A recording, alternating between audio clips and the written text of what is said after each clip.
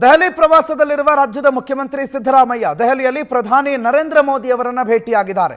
ಸಿದ್ದರಾಮಯ್ಯ ನರೇಂದ್ರ ಮೋದಿ ಅವರನ್ನು ಸಂಸತ್ ಭವನದ ಮೋದಿ ಕಚೇರಿಯಲ್ಲಿ ಭೇಟಿಯಾಗಿದ್ದಾರೆ. ಸಂಸತ್ ಭವನದಲ್ಲಿ ಪ್ರಧಾನಿ ಮೋದಿ ಅವರನ್ನು ಭೇಟಿಯಾಗಿ ವಿವಿಧ ವಿಚಾರಗಳ ಬಗ್ಗೆ ಸಿದ್ದರಾಮಯ್ಯ ಚರ್ಚೆ ಮಾಡ್ತಿದ್ದಾರೆ. ಮುಖ್ಯಮಂತ್ರಿಗಳಿಗೆ ಸಾಥ್ ಕೊಟ್ಟಿದ್ದಾರೆ. ಉಪಮುಖ್ಯಮಂತ್ರಿ ಡಿ ಕೆ ಶಿವಕುಮಾರ್, ಸಚಿವರಾಗಿರುವ ಭೈರತಿ ಸುರೇಶ್, ಕೆಜೆ ಜಾರ್ಜ್ ಸಂಸತ್ ಭವನದ ಮೋದಿ ಕಚೇರಿಯಲ್ಲಿ ಭೇಟಿಯಾಗಿ ಚರ್ಚೆ ಮಾಡಿದ್ದಾರೆ. ರಾಜ್ಯದ ಅಭಿವೃದ್ಧಿ ವಿಚಾರಗಳ ಬಗ್ಗೆ, ನಬಾರ್ಡ್ನ ಸಾಲ ಮಿತಿ ಹೆಚ್ಚಳದ ಬಗ್ಗೆ, ಮೇಕೆದಾಟು ವಿಚಾರದ ಬಗ್ಗೆ, ರಾಜ್ಯದ ನೀರಾವರಿ ಯೋಜನೆಗಳ ಬಗ್ಗೆ, ಇವೆಲ್ಲದರ ಬಗ್ಗೆ ಮನವಿಯ ರೂಪದಲ್ಲಿ ಮುಖ್ಯಮಂತ್ರಿಗಳು ಪ್ರಧಾನಿಯವರನ್ನ ಭೇಟಿಯಾಗಿ ಹಲವು ವಿಚಾರಗಳ ಬಗ್ಗೆ ಚರ್ಚೆ ಮಾಡಿದ್ದಾರೆ. ಸಂಸತ್ ಭವನದ ಪ್ರಧಾನಿ ಮೋದಿ ಕಚೇರಿಯಲ್ಲಿ ಭೇಟಿಯಾಗಿದ್ದಾರೆ. ಅವ್ರ ಜೊತೆಗೆ ಡಿ ಕೆ ಶಿವಕುಮಾರ್ ಇದ್ರು, ಭೈರತಿ ಸುರೇಶ್ ಇದ್ರು, ಕೆಜೆ ಜಾರ್ಜ್ ಇದ್ರು. ಪತ್ರ ಮುಖೇನ ರಾಜ್ಯದ ಒಂದಿಷ್ಟು ಸಮಸ್ಯೆಗಳ ಬಗ್ಗೆ ನರೇಂದ್ರ ಮೋದಿ ಅವರ ಗಮನಕ್ಕೆ ತಂದಿದ್ದಾರೆ. ರಾಜ್ಯಕ್ಕೆ ಅತಿ ತುರ್ತಾಗಿ ಆಗಬೇಕಾಗಿರುವ ಹಲವು ವಿಚಾರಗಳ ಬಗ್ಗೆ ಚರ್ಚೆ ನಡೆಸ್ತಿದ್ದಾರೆ. ದೆಹಲಿ ಪ್ರವಾಸದಲ್ಲಿರೋ ಸಂದರ್ಭದಲ್ಲಿ ಹೇಳಿದ್ರು ಬೇರೆ ಬೇರೆ ಯೋಜನೆಗಳ ಬಗ್ಗೆ ಮತ್ತು ಈಗಾಗಲೇ 5,600 ಕೋಟಿ ಕರ್ನಾಟಕದ ನೀರಾವರಿ ಯೋಜನೆಯೊಂದಕ್ಕೆ ಕೊಟ್ಟಿರುವಂಥ ಹಣ ಬಿಡುಗಡೆಗೆ ಅದು ಕಳೆದ ಬಜೆಟಲ್ಲಿ 2 ವರ್ಷ ಆಯಿತು ಆ ಬಜೆಟ್ ಮಂಡನೆ ಆಗಿ. ಆ ಮಂಡನೆ ಆಗಿರುವ ಬಜೆಟ್ನಲ್ಲಿ ಆ ಬಗ್ಗೆ ಈಗಾಗಲೇ ಹಣ ಬಿಡುಗಡೆ ಆಗಲಿಲ್ಲ. ಅದಕ್ಕೋಸ್ಕರ ಅದಕ್ಕೆ ಬೇಡಿಕೆ ಇಡ್ತೀವಿ ಮತ್ತು ರಾಜ್ಯದ ಬೇರೆ ಬೇರೆ ನೀರಾವರಿ ಯೋಜನೆಗಳ ಬಗ್ಗೆ ಮುಖ್ಯಮಂತ್ರಿಗಳು ಪ್ರಧಾನಿಯವರನ್ನು ಭೇಟಿಯಾಗಿ ಚರ್ಚೆ ಮಾಡಿದ್ದಾರೆ, ಸಹಕಾರಕ್ಕೆ ಕೋರಿದ್ದಾರೆ. ಮೋದಿ ಅವರಿಗೆ ಒಂದು ಪತ್ರ ಸಲ್ಲಿಸಿದ್ದಾರೆ ಸಿಎಂ ಸಿದ್ದರಾಮಯ್ಯ. ಆ ಪತ್ರದಲ್ಲಿ ರಾಜ್ಯಕ್ಕಾಗಿರುವ ಅನ್ಯಾಯಗಳ ಬಗ್ಗೆ, ರಾಜ್ಯಕ್ಕೆ ಆಗಬೇಕಾಗಿರುವ ಒಂದಿಷ್ಟು ಅಭಿವೃದ್ಧಿ ಯೋಜನೆಗಳ ಬಗ್ಗೆ ಪ್ರಧಾನಿ ಮೋದಿ ಅವರ ಗಮನ ಸೆಳೆದಿದ್ದಾರೆ. ರೈತರಿಗೆ ಸಾಲ ಕೊಡುವ ನಬಾರ್ಡ್ ಅನುದಾನಕ್ಕೆ ಕೊಕ್ಕೆ ಹಾಕಲಾಗಿದೆ. 2023-24 ಸಾಲಿನಲ್ಲಿ 5,600 ಕೋಟಿ ಕೊಟ್ಟಿದ್ರು. ಆದರೆ 24-25 ಸಾಲಿನಲ್ಲಿ ಆ ಅನುದಾನದ ಮೊತ್ತ 2,340 ಕೋಟಿಗೆ ಇಳಿದಿದೆ. ಅಪರ್ ಭದ್ರಾ ಯೋಜನೆಗೆ ಹಣ ಬಿಡುಗಡೆ ಮಾಡಬೇಕು. 5,600 ಕೋಟಿ ಏನು ಮಂಜೂರಾಗಿತ್ತು ಆ ಹಣವನ್ನು ಬಿಡುಗಡೆ ಮಾಡಬೇಕು ಅಂತ 2023-24 ಬಜೆಟಲ್ಲಿ ಘೋಷಣೆ ಮಾಡಿದ್ದು. ಮತ್ತು ಮೇಕೆದಾಟು, ಕಳಸಾ ಬಂಡೂರಿ, ಮಹದಾಯಿ, ಜಲಶಕ್ತಿ ಸಚಿವಾಲಯದಿಂದ ಇದಕ್ಕೆಲ್ಲದಕ್ಕೂ ಒಪ್ಪಿಗೆ ಕೊಡಿಸಿ ಅಂತ ಹೇಳಿ ಮನವಿ ಮಾಡಿದ್ದಾರೆ. ಬೆಂಗಳೂರಿನ ರಸ್ತೆ ಮತ್ತು ರೈಲು ಯೋಜನೆಗಳಿಗೆ ಶೀಘ್ರ ಅನುಮತಿ ಕೊಡಿಸಬೇಕು ಅಂತ ಮನವಿ ಮಾಡಿದ್ದಾರೆ. ಕೇಂದ್ರ ನಗರಾಭಿವೃದ್ಧಿ ಇಲಾಖೆ, ರೈಲ್ವೆ, ಹೆದ್ದಾರಿ ಸಚಿವಾಲಯಕ್ಕೆ ಈ ಬಗ್ಗೆ ಸೂಚನೆ ಕೊಡಬೇಕು ಅಂತ ಹೇಳಿ ಮೋದಿಗೆ ಮನವಿ ಪತ್ರವನ್ನು ಸಲ್ಲಿಕೆ ಮಾಡಿದ್ದಾರೆ. ಅಭಿವೃದ್ಧಿ ಯೋಜನೆಗಳ ಪರ, ಅದರಲ್ಲೂ ವಿಶೇಷವಾಗಿ ಬೆಂಗಳೂರಿನ ಅಭಿವೃದ್ಧಿ ಯೋಜನೆಗಳ ಪರ. ಬೆಂಗಳೂರಿನಲ್ಲಿ ಈ ರೀತಿ ಅಭಿವೃದ್ಧಿ ಯೋಜನೆಗಳಾಗಬೇಕು, ಅದಕ್ಕೆಲ್ಲ ಕೇಂದ್ರದ ಸಹಕಾರ ಬೇಕು. ಬೇರೆ ಬೇರೆ ಇಲಾಖೆಗೆ ಸಹಕಾರ ಕೊಡುವಂತೆ ನೀವು ಸೂಚನೆ ಕೊಡಬೇಕು ಅಂತ ಪ್ರಧಾನಿ ಮೋದಿ ಅವರನ್ನು ಭೇಟಿಯಾಗಿ ಸಿದ್ದರಾಮಯ್ಯ ಈ ಪತ್ರವನ್ನು ಕೊಟ್ಟಿದ್ದಾರೆ. ಈ ಪತ್ರದಲ್ಲಿ ರಾಜ್ಯದ ಹಲವು ವಿಚಾರಗಳು, ಪ್ರಮುಖವಾಗಿ ಒಂದು ನಬಾರ್ಡ್ನಲ್ಲಿ ಸಾಲ ಕಳೆದ ವಾರ್ಷಿಕ ಯೋಜನೆಯಲ್ಲಿ 5,600 ಕೋಟಿ ಇತ್ತು. ಅದನ್ನು 58% ಕಡಿತ ಮಾಡಲಾಗಿದೆ. ಆ 58% ಕಡಿತ ಮಾಡಿದ್ದಾರೆ. ಅದು ಸಾಕಾಗಲ್ಲ. 2,340 ಕೋಟಿ ಕೊಟ್ಟಿದ್ದಾರೆ. ಕಳಿಸಲು 5,600 ಕೋಟಿ ಇತ್ತು. ಆ ಹಣವನ್ನು ಯಾಕೆ ಕಡಿತ ಮಾಡಿದ್ದಾರೆ, ಸ್ವಲ್ಪ ಹೆಚ್ಚು ಸಾಲ ಕೊಡಬೇಕು ಅನ್ನೋದೊಂದು ಮನವಿ.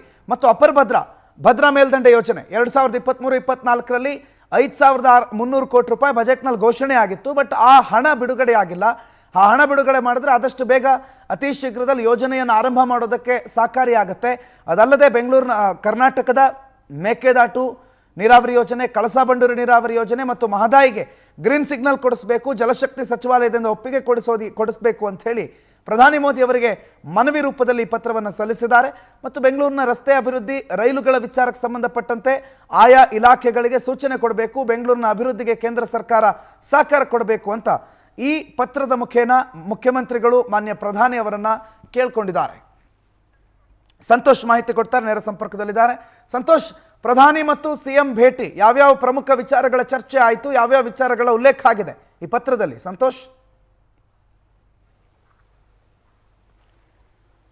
ಪ್ರಣತ್, ಪ್ರಮುಖವಾಗಿ ಪ್ರಧಾನಿ ನರೇಂದ್ರ ಮೋದಿ ಅವರನ್ನ ಸಂಸತ್ತಿನ ಪ್ರಧಾನಿ ಕಚೇರಿಯಲ್ಲಿ ಭೇಟಿ ಮಾಡಿರುವಂತಹ ಸಿದ್ದರಾಮಯ್ಯನವರ ಟೀಮ್, ಮುಖ್ಯವಾಗಿ ಅವರಿಗೆ ಡಿ ಕೆ ಶಿವಕುಮಾರ್ DCM ಹಾಗೂ ಸಚಿವರಾದಂತಹ ಜಾರ್ಜ್ ಹಾಗೂ ಭೈರತಿ ಸುರೇಶ್ ಅವರು ಸಾಥನ್ನು ಕೊಟ್ಟಿದ್ದಾರೆ. ಮುಖ್ಯವಾಗಿ ಕರ್ನಾಟಕದ 4 ಪ್ರಮುಖ ಅಂಶಗಳನ್ನ ಇಟ್ಟುಕೊಂಡು ಇವತ್ತು ಮನವಿ ಪತ್ರವನ್ನು ಕೂಡ ಸಲ್ಲಿಸಿರುವಂಥದ್ದು. ಈ ಹಿಂದೆ ಕೂಡ ಜೂನ್ನಲ್ಲಿ ಭೇಟಿಯಾದಂಥ ಸಂದರ್ಭದಲ್ಲಿ ರಾಜ್ಯದ ನಾನಾ ಯೋಜನೆಗಳಿಗೆ ಅನುದಾನಗಳನ್ನು ಕೇಂದ್ರದಿಂದ ಬಿಡುಗಡೆ ಮಾಡುವ ಸಲುವಾಗಿಯೂ ಕೂಡ ಮನವಿಯನ್ನು ಮಾಡಿಕೊಂಡಿದ್ರು. ಆದರೆ ಇದುವರೆಗೂ ಕೂಡ ಅದ್ಯಾವುದು ಕೂಡ ಈಡೇರಿಲ್ಲ ಅನ್ನೋದ್ರ ಬಗ್ಗೆ ಕೂಡ ಪ್ರಸ್ತಾಪವನ್ನು ಮಾಡಿದ್ದಾರೆ.